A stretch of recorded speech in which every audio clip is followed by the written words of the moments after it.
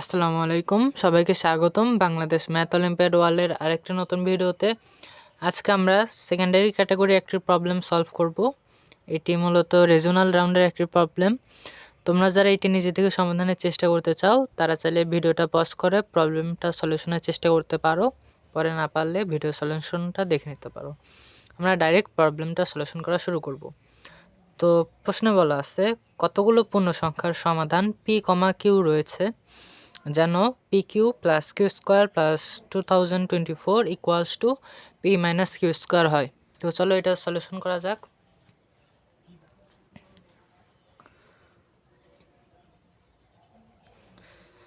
তো প্রথমে আমরা ইকুয়েশনটা লিখে ফেলি, p q plus q square plus 2024 equals to p minus q whole square.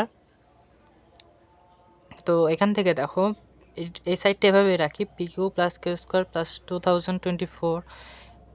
আমরা কিন্তু এই পাঁচটা সূত্রে ভাঙা যেতে পারি, যে এ মাইনাস বি হোল স্কোয়ারের সূত্রে। তাহলে পাবো p square minus 2pq plus q square. আচ্ছা, তো এখন দেখো দুই পাশ থেকে কিন্তু কিউ স্কোয়ার বাদ দিতে পারি।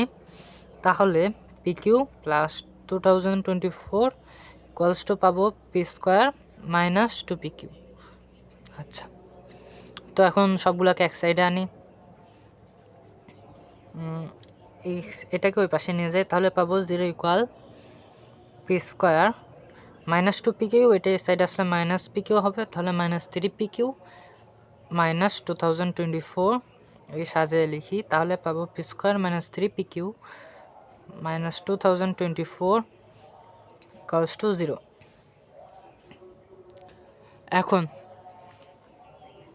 এখন আমরা মডুলার অ্যারিথমেটিক নিয়ে কাজ করব। দেখো আমরা যদি এটাকে মড 3-তে নিই, তো পুরো জিনিসটাকে যদি আমরা মড 3-তে নিই, যে মড 3,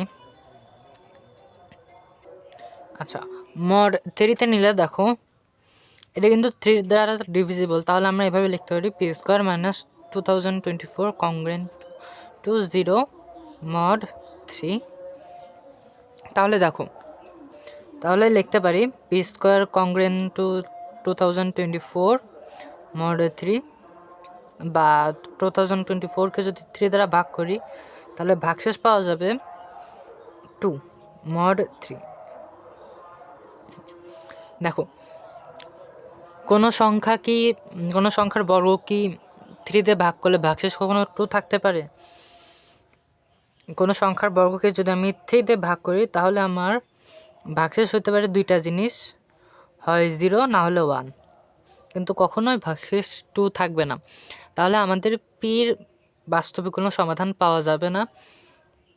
যেহেতু পির বাস্তবে সমাধান পাওয়া যাবে না, তাহলে কিউ এরও কোনো এমন পূর্ণ সংখ্যা পসিবল না। তো আসলে এটা আমাদের একটা কন্ট্রাডিকশন দেখায়,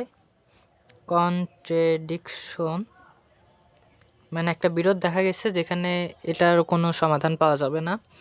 তো আমাদের এমন কোনো জোড়া পিকেও নাই যেটাতে এই ইকুয়েশনটা স্যাটিসফাই করে। তাহলে আমাদের মোট সমাধান কয়টা? 0টা। সমাধান সংখ্যা 0টি। তো এটাই ছিল আজকের প্রবলেমের সলিউশন। ধন্যবাদ সবাইকে।